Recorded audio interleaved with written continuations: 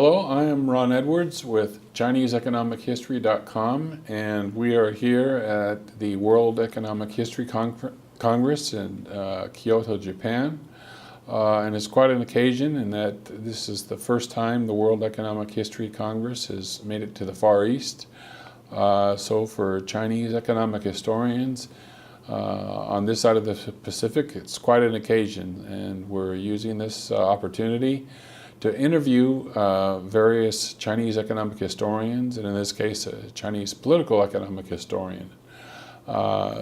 So today we're quite happy to have Professor Tianyang Xi here to interview, and he was a graduate of Fudan University and received his PhD from New York University from the from the politics department, and his specialty is Qing Dynasty political economic history. He's currently an assistant professor at Peking University at the Center for Economic Research, CCER, that's Justin Lin Center. And so we're quite happy to have him here. So thank you for your time and thank you for having me. Coming over. So at ChineseEconomicHistory.com, we try to ask some questions that we're quite interested in sparking debates and discussion in the West, particularly amongst growth and development economists. So let me please begin with asking you your views on a couple questions before we go on to your research. Sure. Roughly speaking, economists in the West take the long-run view that the world and many countries, if not most countries or all countries in the world, experienced kind of a Malthusian world, or a period where per capita income and population were roughly constant or grew very slightly.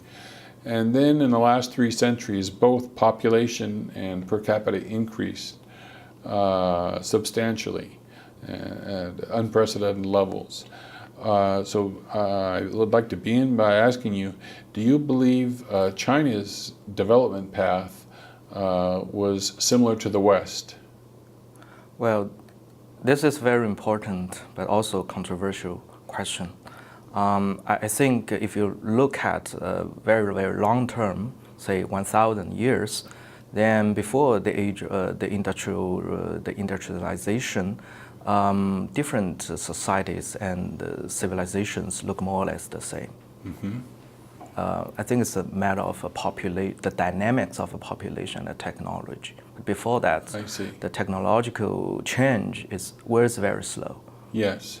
There are different dynamics. The patterns, the short-term patterns might be very different, but I think the long-term parts look more or less the same. Okay. Well, with that, then speaking to a relatively short-run period, I'd like to ask you your view of, you work on the Qing Dynasty. I still want to probe you for your impression on the economic performance of China during the Song Dynasty, in particular per capita income and population. Well, that's also a very debated a question. So I think if you read historical books, or we sometimes we have seen the art pieces like the Qingming Shanghe Tu, for example. Yes. We are impressed by the prosperity in the Song Dynasty. I think if you read historical books, then from time to time you can find anecdotic evidence about the development in the Song Dynasty. Mm-hmm. But at the same time, I think if, for scientific research, we have to look at the systematic data. Yes. And see whether this view that Song was more advanced than other counterparts in the 11th century were supported by data. As far as I know, the empirical evidence was rare. So if you look at, say, people's longevity and heights and living standards, I think they're basically the same to the European counterparts. So lots of regional variations, I would say. I see. And you said at least the quantitative evidence is lacking relative to subsequent periods and these sorts of things, but nonetheless, from what exists, you see them as roughly similar to European economic experience. This is what I have read. That's fair enough. Okay, so we've covered the two issues that we like to ask our interviewees, and we'd like to move on directly to your own research and things that you're interested in doing. So I understand you're working on two papers. The first paper is entitled Meritocracy or Patronage, Internal Conflicts and Political Selection in China during the Qing Dynasty. Could you please tell us a little bit about your research and so forth? Sure. I'm very interested in the political economy on institutions. But by institutions, I mainly focus on bureaucracy. I think bureaucracy is very important for understanding the political foundations of a country, particularly for the authoritarian countries. But the economists has so far paid relatively less attention to the study of bureaucracy. So in this paper, I basically look at the transformation of top state bureaucracy in the Qing Dynasty. Because in the recent literature on bureaucracy, people, from different theoretical perspective view, look at and argue about whether there's a quote-unquote competence versus loyalty trade-off in the function of bureaucracy and political selections in different political regimes. But I think here the challenge is both loyalty and competence are pretty hard to measure. Sure. But in the context of Qing Dynasty, we have a special political context which enables us to push a little bit further this study on the competence versus loyalty trade-off. Because sorry, what competition is this? Because the Manchu conquered the China by military force. Yes. And in order to consolidate the political power of the ruling group, which are basically ethnic Manchus, they appointed, they use a systematic patronage, right, to appoint important positions to their own men. But at the same time, the Han people are also extensively used and appointed to important positions. So I collected the data on basically the change in the personnel for provincial governors and governors generals, and look at the ethnic composition of these people. And I find that basically throughout the entire Qing Dynasty, the ethnic composition, so basically the ratio of Han people among the governors and the governors generals was dramatically U-shaped. Namely, there's lots of Han people during the beginning of the Qing Dynasty and also in the late Qing period. And at the same time, this pattern was consistent with the fluctuation of internal conflicts. I see. So my hypothesis is that the need for maintaining political stability and the rise of riots and military rebellions gave rise to a demand for recruiting Han Chinese to process this local subnational conflicts. I see. But at the same time, you want to maintain your own power, right? So that's Yes. why we see Manchus still dominate in the central government. I see. So this seems quite natural at first glance. The Manchus conquered the Ming Dynasty, and when they did, the Manchus, being of relatively different ethnic race, had to rule the Han Chinese. And when they first came in, of course, there was resistance after the wars, and they would tend to appoint Han Chinese as these generals and general governors, according to what you're saying. And near the end of the Qing Dynasty, when things started to fall apart, or I should say first in the middle, did you find that Manchus were appointed as the general and general governors? And you said there's a U shape. So in the beginning there was mainly Han Chinese and general governors. But in the middle of the Qing Dynasty, were they Manchus? Right. And near the end, when conflicts arose again and the Qing Dynasty began to fall apart, they resorted back to trying getting the Han Chinese to rule the governors and governor general positions. Exactly. Manchus are more appointed to replace Hans in times of peace. I see. Actually, here the underlying theoretical question is how do we evaluate this system? Is it is the bureaucracy meritocratic or not?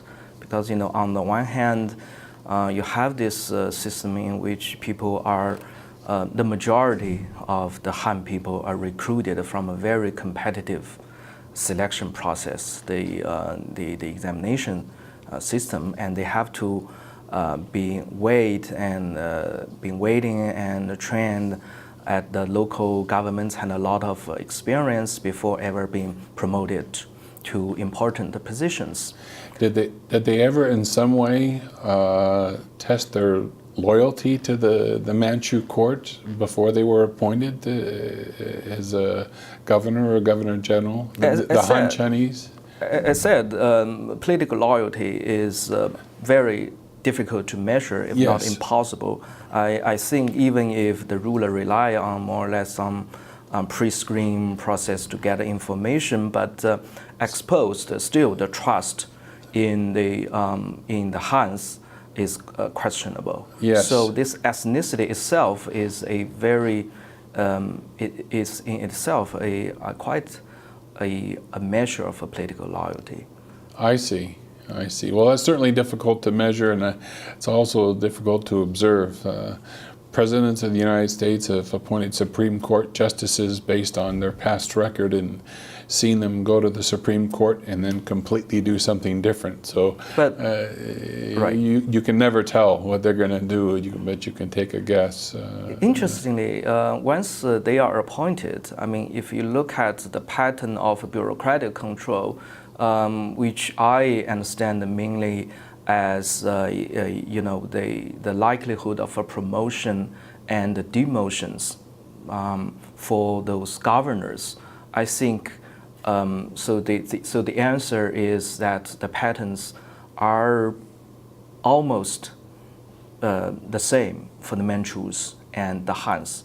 So here the implication is that when the ruler has appointed someone, and the Hans were not discriminated against in terms of the probability for demotion. But for the promotion to the central government, we do see that Hans were significantly advantaged compared to the Manchu counterparts. So that's interesting. I want to make sure I understand what you're saying. So promotion from the regional level or from lower levels of government, the Han Chinese had an advantage of being promoted to the court, to the central government court? The Han Chinese was not adversely treated. So in the sense they were not they do not suffer from a higher probability of demotion or removal. So they were basically treated the same as the Manchus. They were basically treated equally the same as the Manchus.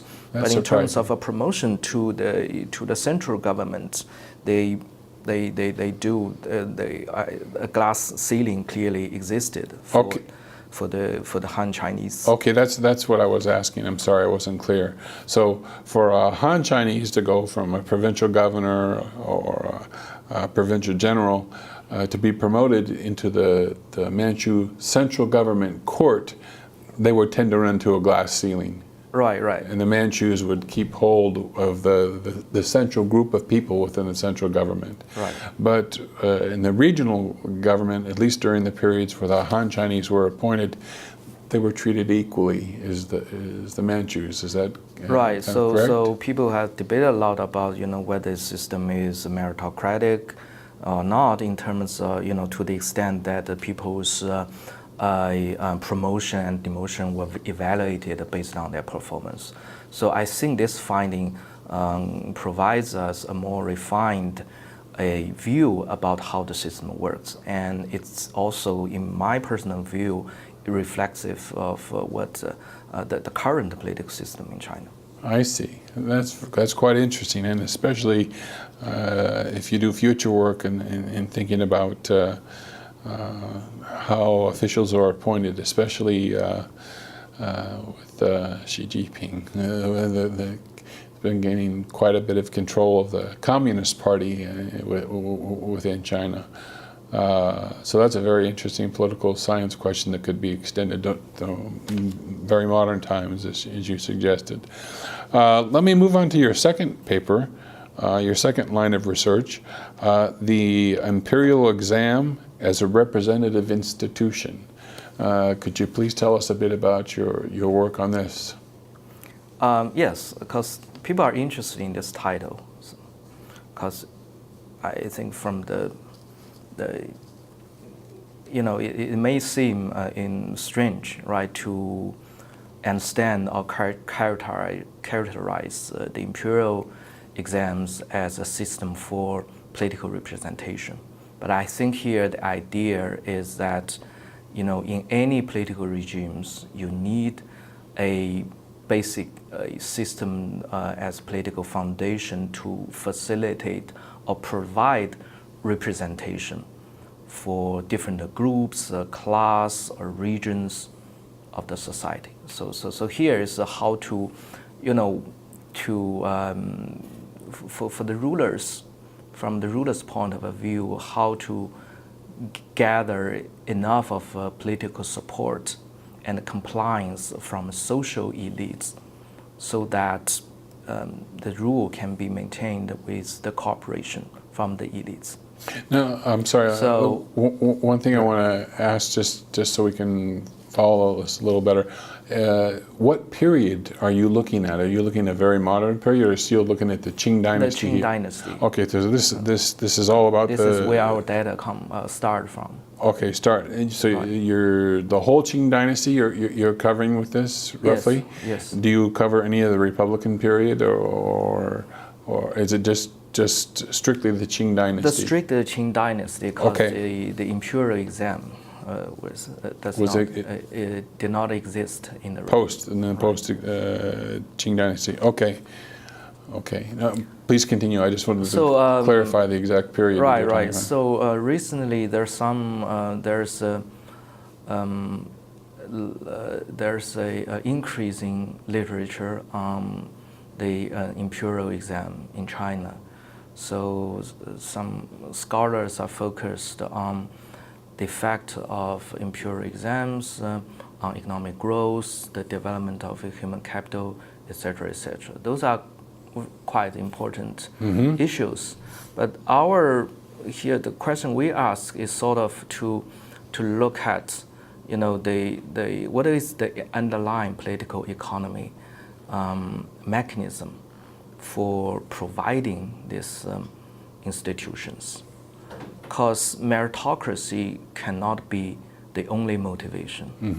So recruiting talent cannot be the only motivation from the ruler's point of view, because you need this system to mobilize the political support from social elites, and this is a very this is, remember, a very large and heterogeneous country. So what we do in this paper is that we hypothesize that the change in the admission rate on the provincial base in the imperial exams is a weighted sum of two benchmarks. So not just one benchmark, but two. The first benchmark is meritocracy benchmark, namely, what is the admission rate of this province if the admission was strictly based on the academic performance in the exams. Mm-hmm. And at the same time, we have another benchmark, which is proportional representation. So what is the admission rate of this province should be if the quotas were assigned strictly according to the population share. Okay. So it's not surprising that the real admission rate is highly correlated with these two benchmarks, mm-hmm. because the rulers basically care about two things: recruiting competent guys, and also maintaining social stability, right, facilitating political representation. But at the same time, also the real admission rate fluctuates between the two benchmarks. So it is not the correlation itself that we are interested in, but we are very interested in the fluctuation, the pattern of fluctuation. And we find that this pattern of fluctuation is highly correlated with the occurrence of internal conflicts.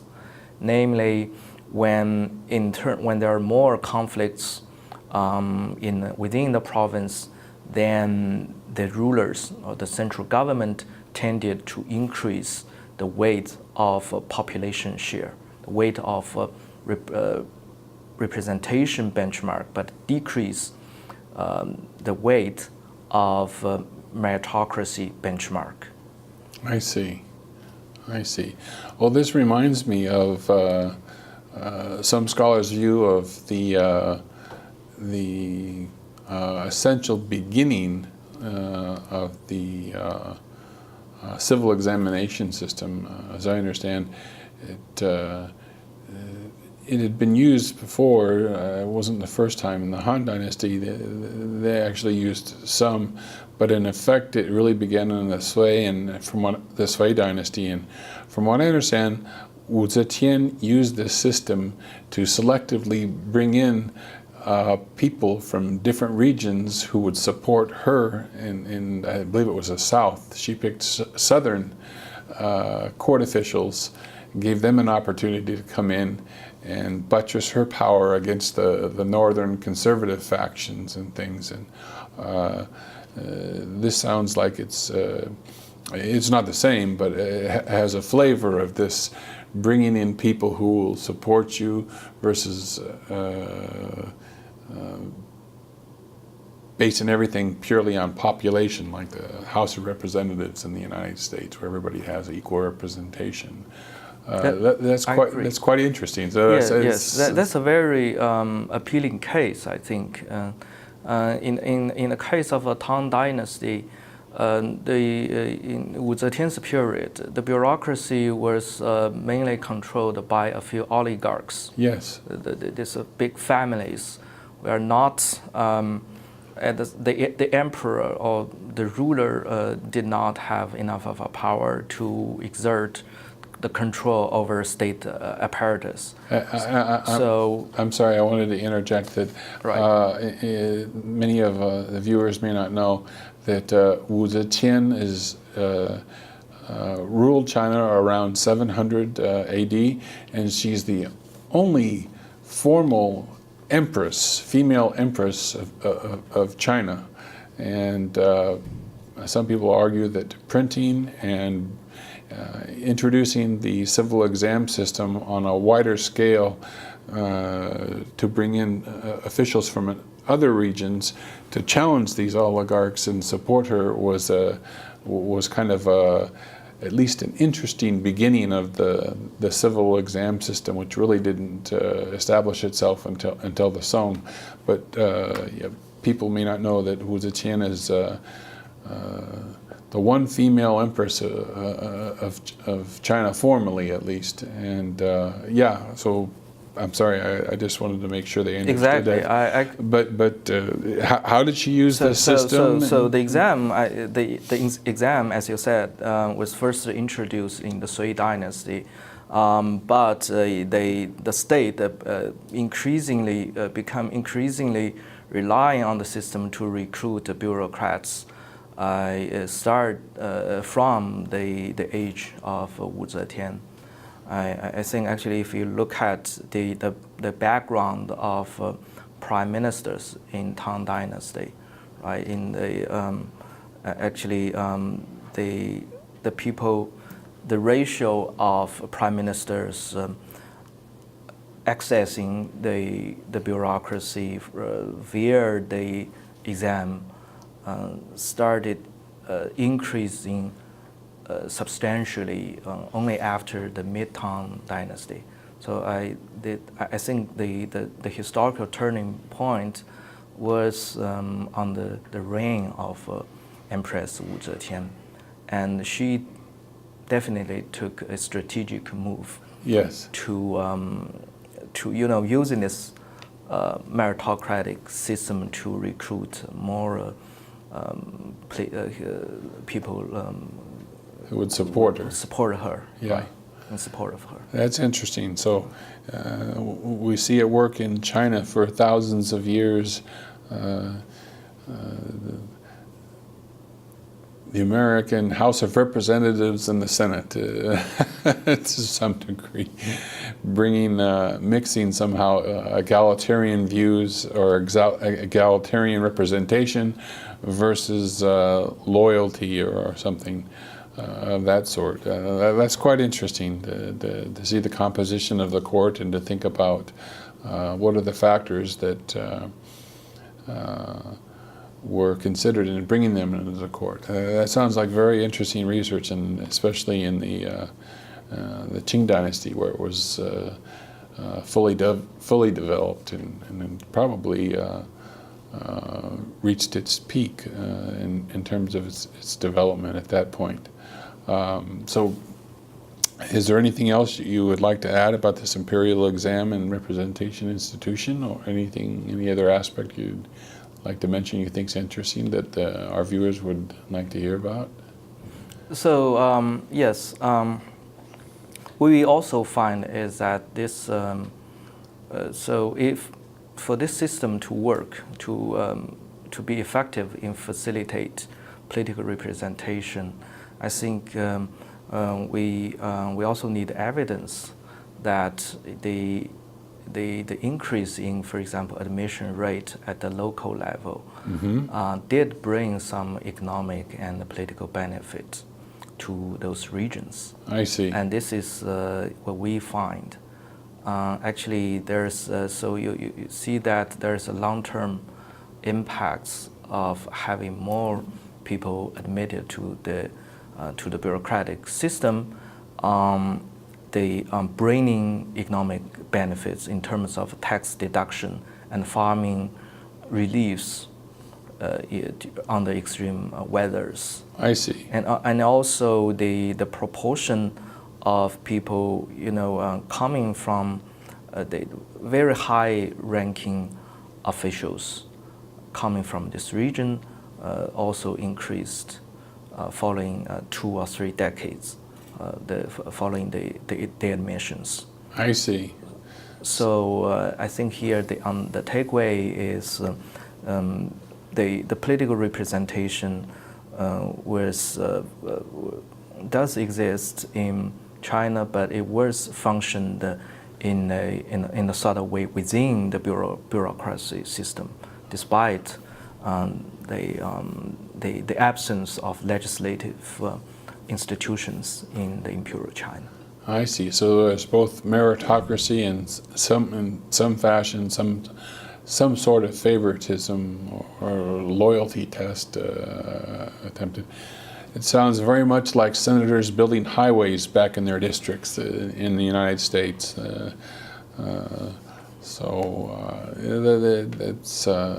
That's quite interesting. Yeah, so I look forward to your papers coming out. And we'd like not to take too much of your time today, and like to thank you very much for coming over for an interview. And we hope you enjoy your rest of your time at the conference here today. Thank you. Thank you very much for having us. It's a pleasure talking with you. Okay, thank you. Thank you.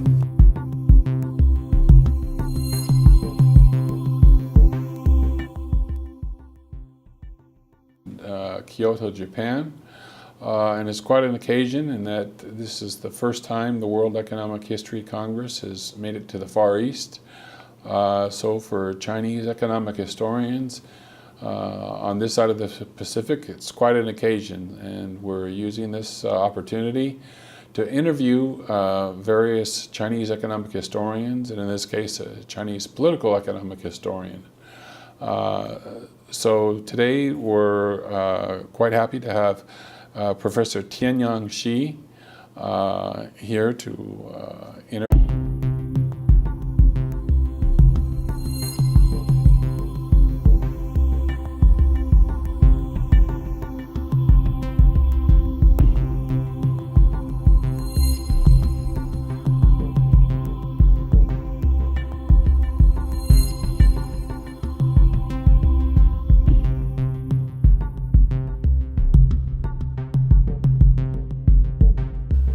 Hello, I am Ron Edwards with ChineseEconomicHistory.com, and we are here at the World Economic History Congress and take the long-run view that the world and many countries, if not most countries or all countries in the world, experienced kind of a Malthusian world, or a period where per capita income and population were roughly constant or grew very slightly. And then in the last 3 centuries, both population and per capita increased substantially at unprecedented levels. So I would like to begin by asking you, and he was a graduate of Fudan University and received his PhD from New York University, from the from the politics department, and his specialty is Qing Dynasty political economic history.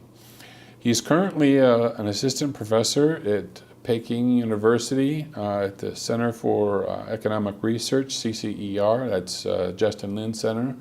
And so we're quite happy to have him here. So thank you for your time and thank you for having me. Coming over.